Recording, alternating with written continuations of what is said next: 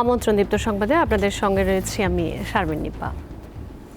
চট্টগ্রামে পৌঁছেছেন জলদস্যুদের হাত থেকে মুক্ত এমভি আবদুল্লাহর 23 নাবিক। বিকাল 4টার দিকে তারা একটি লাইটার জাহাজে বন্দরে পৌঁছান।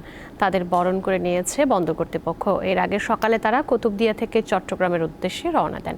জলদস্যুদের কবল থেকে মুক্তির 1 মাস পর সোমবার সন্ধ্যায় কুতুবদিয়া ঘাটে নোঙর করে এমভি আবদুল্লাহ।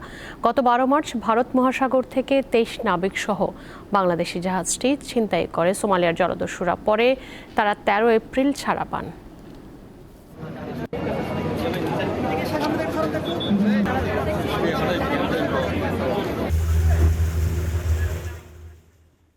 চূড়ান্ত আপিল নিষ্পত্তি না হওয়া পর্যন্ত মৃত্যুদণ্ডপ্রাপ্ত আসামিদের কারাগারের কন্ডেম সেলে রাখা যাবে না, হাইকোর্টের এমন রায় স্থগিত চেয়ে আপিল করেছে রাষ্ট্রপক্ষ। মঙ্গলবার অ্যাটর্নি জেনারেলের কার্যালয় থেকে করা আবেদনের শুনানি হবে কাল বুধবার।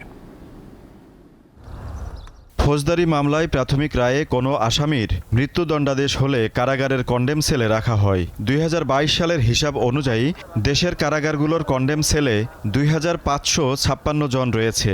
মামলার চূড়ান্ত নিষ্পত্তি হতে দীর্ঘ সময় লেগে যাওয়ায় তাদেরকে বছরের পর বছর নির্জন কক্ষে থাকতে হচ্ছে। এমন বাস্তবতায় কন্ডেম সেলে থাকা 3 আসামি চূড়ান্ত রায়ের আগে তাদেরকে নির্জন কক্ষে রাখার বৈধতা চ্যালেঞ্জ করে হাইকোর্টে রিট করেন। প্রাথমিক শুনানি শেষে রুল জারি করে আদালত। সোমবার বিচারপতি শেখ হাসান আরিফ ও বিচারপতি মোহাম্মদ বজলুর রহমানের বেঞ্চ রায় দেয়। ওই রায় স্থগিত চেয়ে মঙ্গলবার রাষ্ট্রপক্ষ থেকে আবেদন জানানো হয় আপিল বিভাগে। শুনানি হবে বুধবার, এমনটি জানান অ্যাটর্নি জেনারেল। আমাদের আবেদন হবে যে যেহেতু উনি রায়ে কতগুলো ডাইরেকশন দিয়েছেন, সেই ডাইরেকশনটা স্টে রাখার জন্য, যার মধ্যে আছে যে নতুন আইনে পরিবর্তন আনার সময় এগুলো সংযুক্ত করতে হবে। রাষ্ট্রপতির কাছে যদি কেউ আবেদন করে সেটা নিষ্পত্তি না হওয়া পর্যন্ত তাকে দণ্ডপ্রাপ্ত ব্যক্তি বলা যাবে না।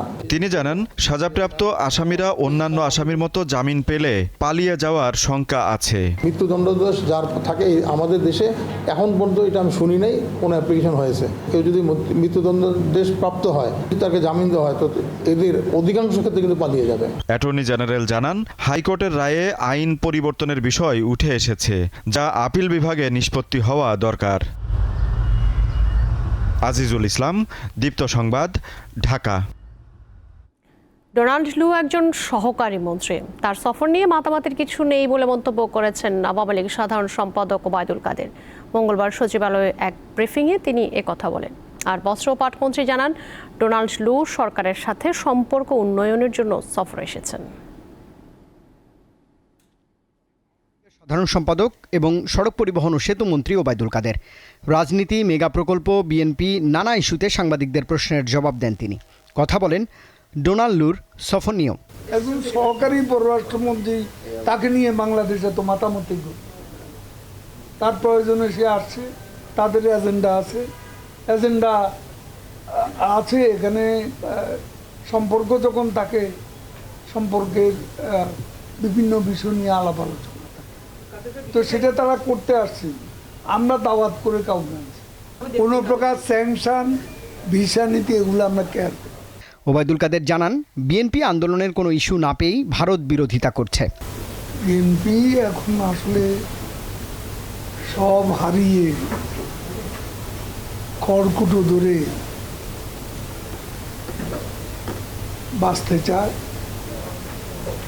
এটা খড়কুটো ধরে বাঁচার মতো, তাদের আসলে কোনো ইস্যু নেই। ভারতীয় পণ্যকে ইস্যু হিসেবে বেছে নিয়েছে, এটা নন ইস্যু। এদিকে সচিবালয়ে বস্ত্র ও পাটমন্ত্রী বলেন, মার্কিন সহকারী মন্ত্রীর সফর দেশটির সঙ্গে বাংলাদেশের সম্পর্ক আরও জোরদার করবে। উনি আসছেন আমাদের সরকারের সাথে, জনগণের সরকার শেখ হাসিনার সরকারের সঙ্গে আরও ঘনিষ্ঠ সম্পর্ক করার জন্যই। তিনি বলেন, সংসদ নির্বাচনের আগে ডোনাল্ড লুর সফরের পর বিএনপি ভেবেছিল যুক্তরাষ্ট্র তাদের ক্ষমতায় বসাবে।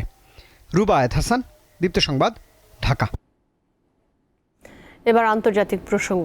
ভারতের মুম্বাইয়ে ধূলি ঝড়ে 100 ফুট উচ্চতার একটি বিলবোর্ড ভেঙে প্রাণ গেছে 14 জনের, আহত হয়েছে অন্তত 70 জন। স্থানীয় সময় সোমবার সন্ধ্যায় এই ঘটনা ঘটে। বিলবোর্ডটি একটি জ্বালানি স্টেশনের উল্টো পাশে ছিল। ঝড়ের সময় বিলবোর্ডের লোহার কাঠামোটি ওই স্টেশনের ওপর আছড়ে পড়ে। গাড়ি আর মোটরসাইকেল সহ অনেকে এর নিচে চাপা পড়েন। ঘটনার পর ন্যাশনাল ডিজাস্টার রেসপন্স ফোর্স উদ্ধার তৎপরতা চালায়। নিহত প্রত্যেকের পরিবার পাবে 5 lakh rupee.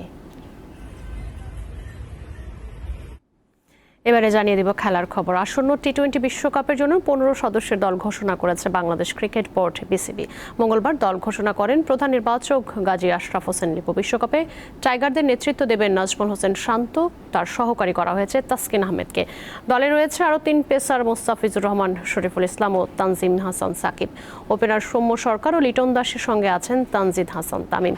Middle order সামলাবেন Shakib Al Hasan, Towhid Hridoy, Mahmudullah Riyad ও উইকেট রক্ষক ব্যাটার জাকের আলী অনিক।